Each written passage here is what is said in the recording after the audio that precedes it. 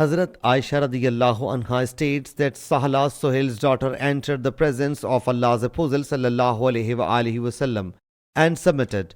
O Allah's Apostle sallallahu alaihi wasallam, Salim the slave freed by Hazrat Abu Huzaifa radiyallahu anhu live along with us in our house.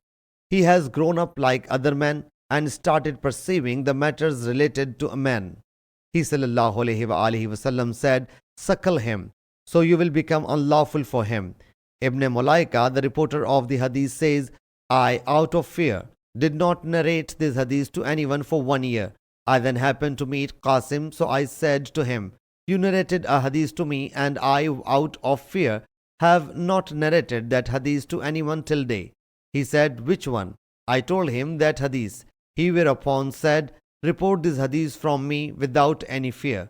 Sahih Muslim Hadith number 3587.